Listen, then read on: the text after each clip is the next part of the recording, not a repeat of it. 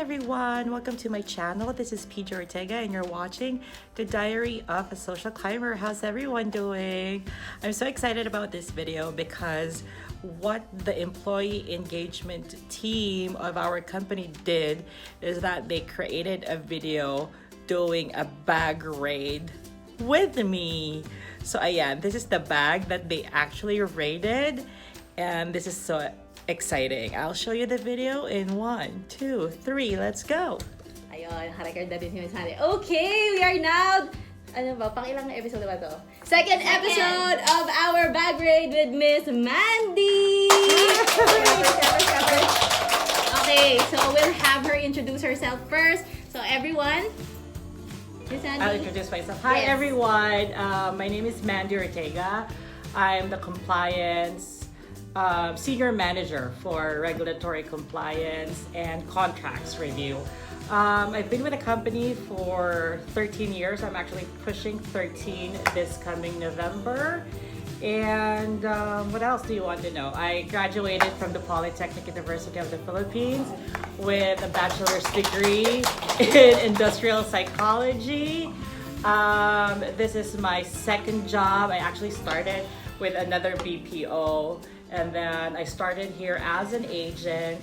I became an assistant team lead or a mentor after 6 months upon regularization.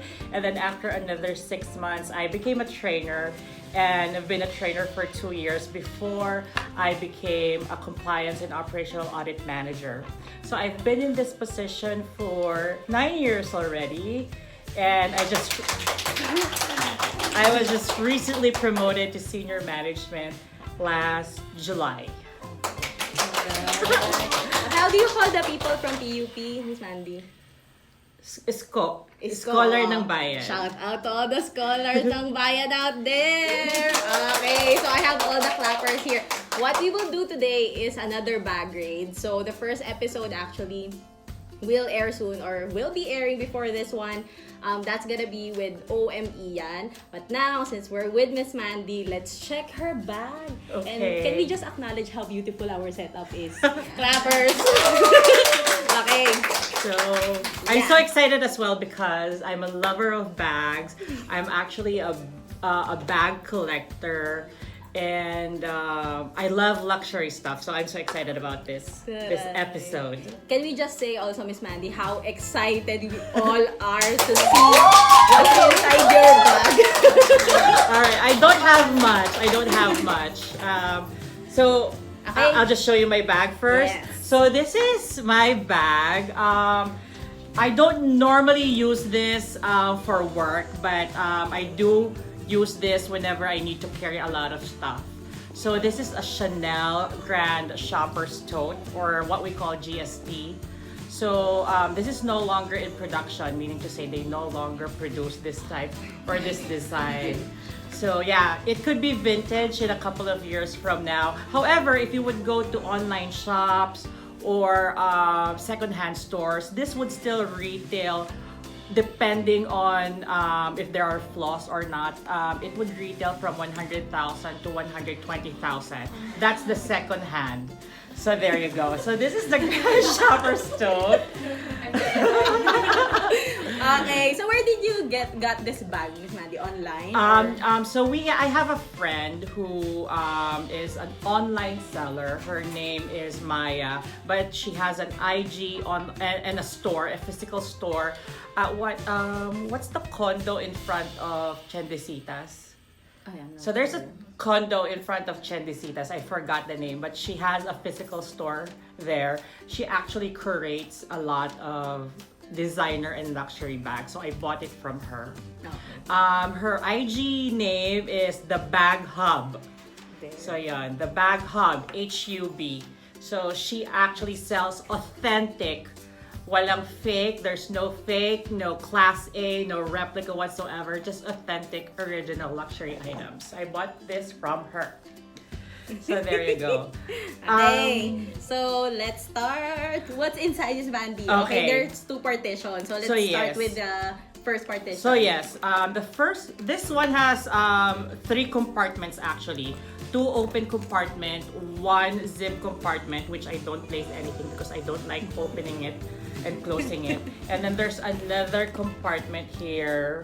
I don't know if you want to put some documents or not. But anyway, from the first compartment, the first pouch, I have a lot of pouches. So the first pouch that I have It's okay, we is understand. for my charger, and my charger nandun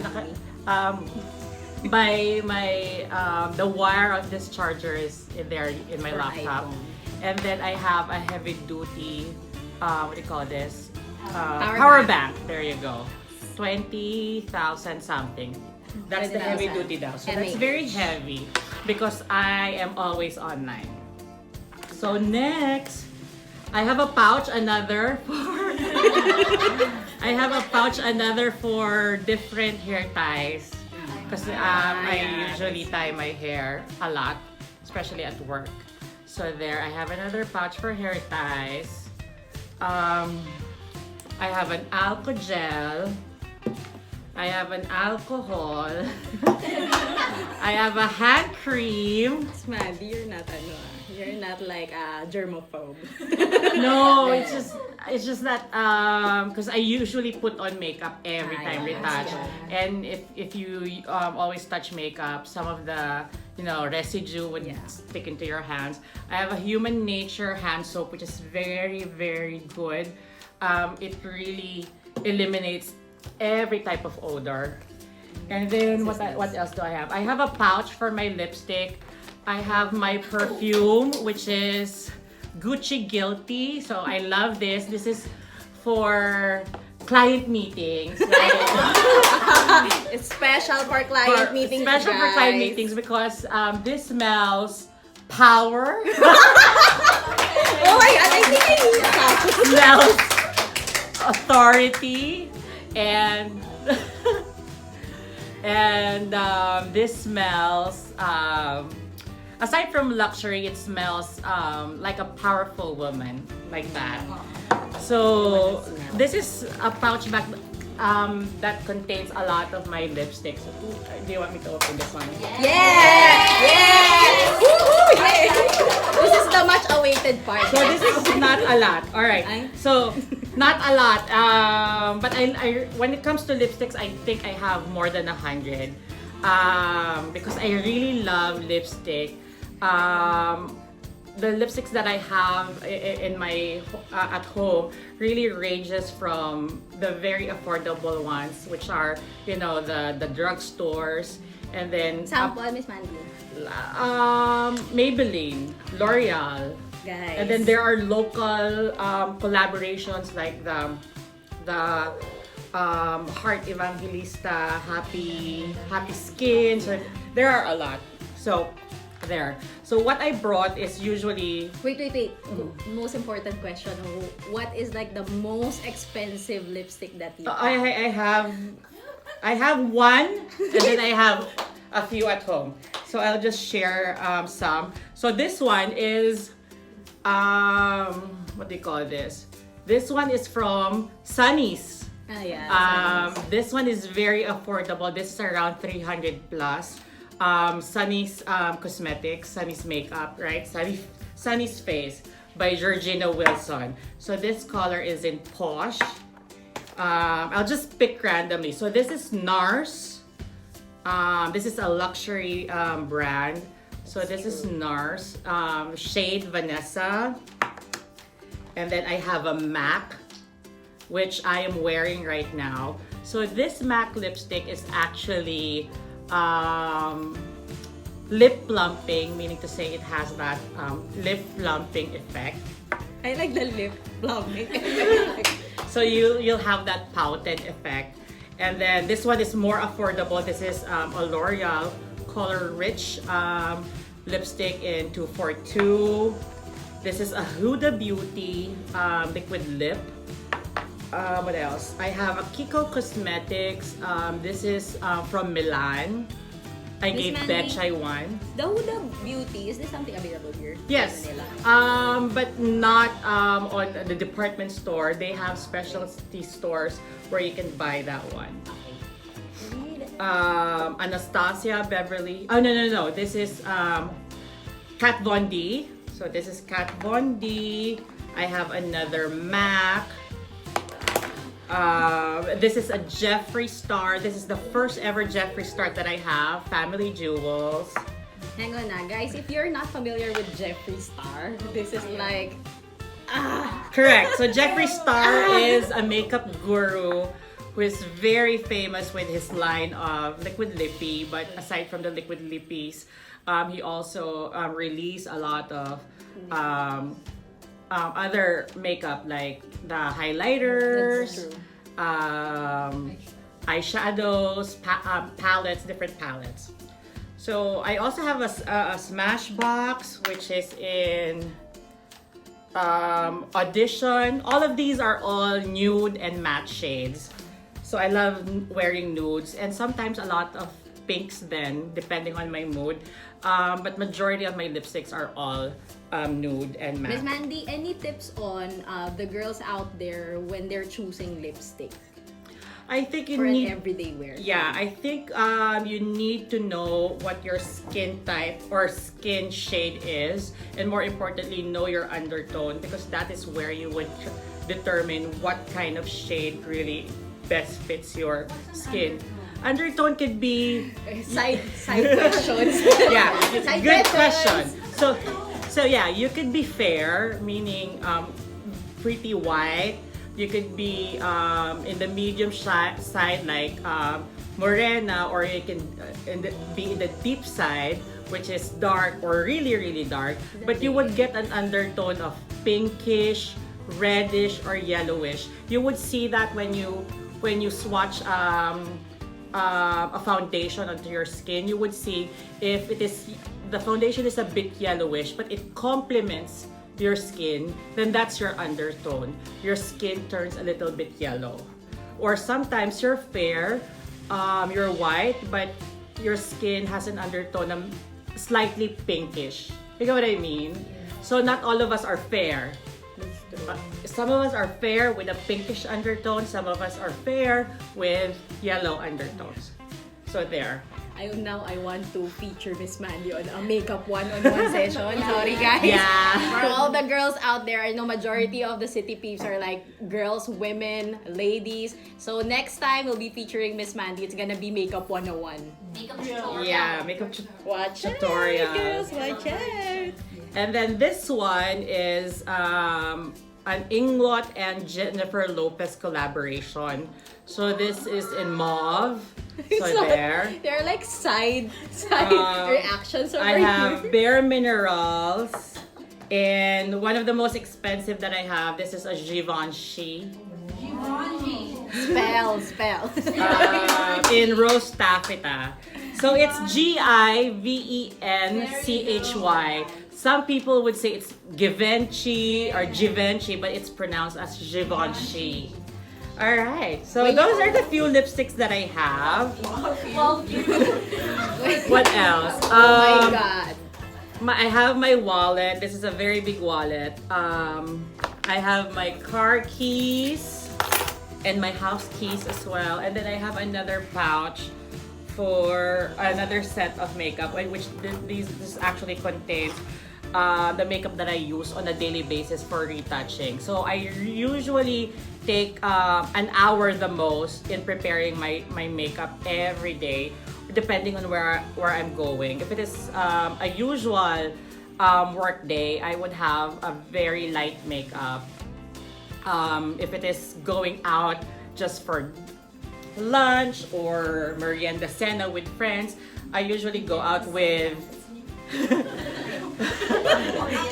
merienda cena. So if it's just a merienda cena, I don't put a lot of makeup. I normally put tons of makeup if we have client visits or have a presentation, or sometimes if I'm trying out a new makeup that I just recently bought, that's when I would try to experiment with those makeup. But normally, I would just like to go with a very light makeup. But today I didn't, so you know the difference. If it's Chalamet girl, it's merienda cena. For for the busabos, it's just merienda. Yes, aminin. So Hang on. See how organized girls are? There. Okay. Miss Mandy, go. So next, what we have here is I have a blusher from e.l.f. Is this considered as kabuki, Miss Mandy? No. Okay, No. so this is different. That one is the kabuki brush is bigger one. So this is a Sun Kiss Glow bronzer from e.l.f. e.l.f. is a drugstore brand in the US. In the past, I believe we have e.l.f. Here in the Philippines, but recently I've been looking for e.l.f. store all around the Philippines. Pero I've realized that we are no longer selling e.l.f. here in our country. I just don't know why. Because in the past, there's one in Alabang Town Center, there's one in Mega Mall, but I can no longer find this one. So whenever I need or I want an e.l.f. product, I would normally go online and buy it online. But this is very, very affordable, e.l.f. This one is a bit pricey. This one is from Sisley Cosmetics. This one is an orchid blush on. So there. Yeah, you can see it's so beautiful. So there. So beautiful. It's shaped like an orchid. So that's the one. This is my favorite face powder, Makeup Forever Pro Finish. So this is very, very nice because before I am a MAC girl. I usually use the face powder of MAC, but this one is lighter, has a nicer coverage. It feels light on the skin, and more importantly, it really covers the oiliness of the face. However, unfortunately, this is the last that I have because normally I hoard and they stopped producing this one. They actually Makeup Forever actually released a new line of face powder and they stopped producing this. So this will be my last one. I haven't hit pan yet, so there's a lot still. However, once I'm done with this, I can no longer buy this. So I need to look for another staple pressed powder. What are you planning to? You said that they release another line for. I've tried that. I've swatched it on their store at their store. I didn't like it, so I would want to try other. Maybe go back to MAC or Bobbi Brown or try others. So, but this is my favorite really. I've been using this for years now. I have a MAC brush. This is for powder under the eyes. Oh, girls, know your brushes. This is a Becca blush on.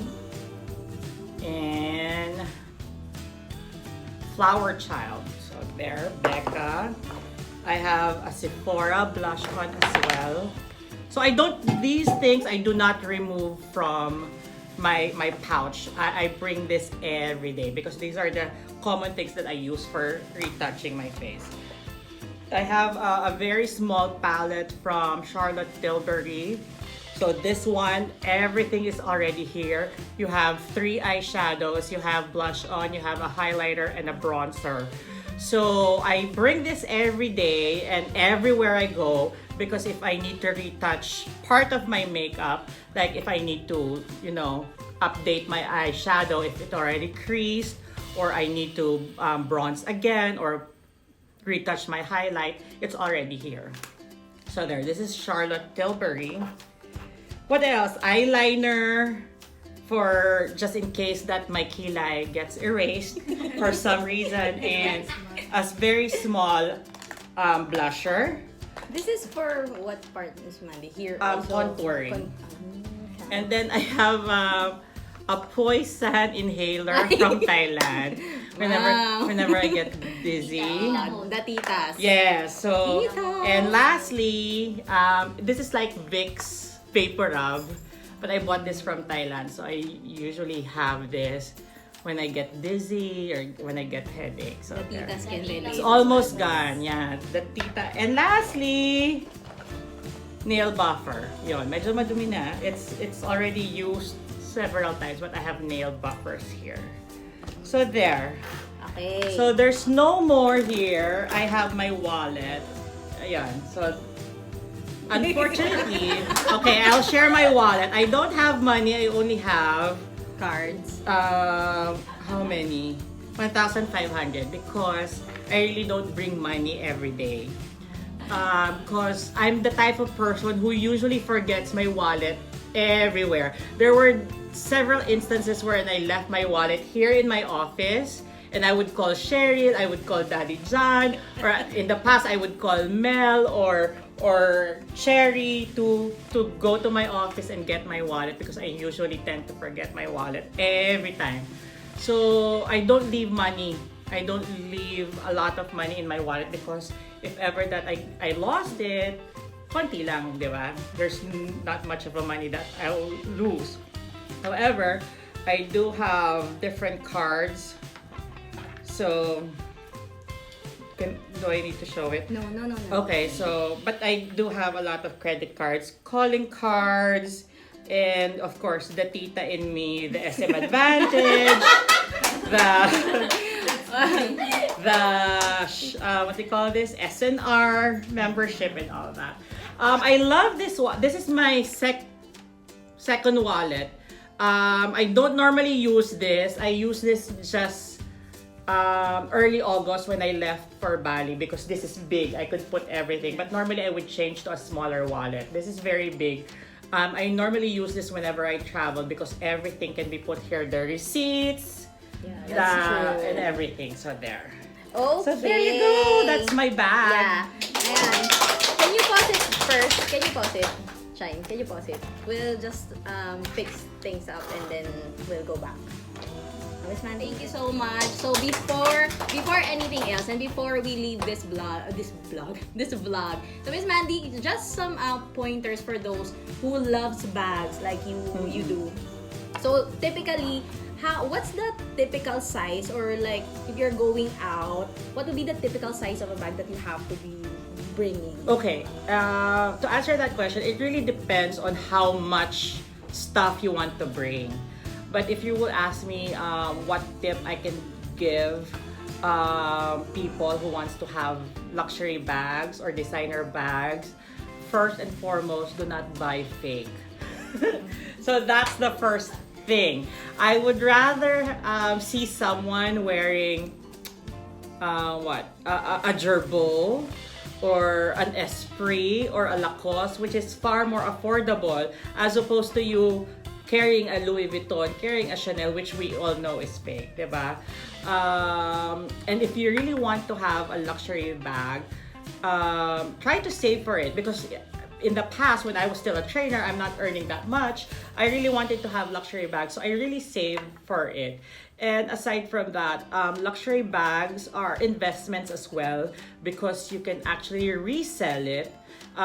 Some would have higher value that compared to how much you bought it in the first time or in the first place, because it really appreciates.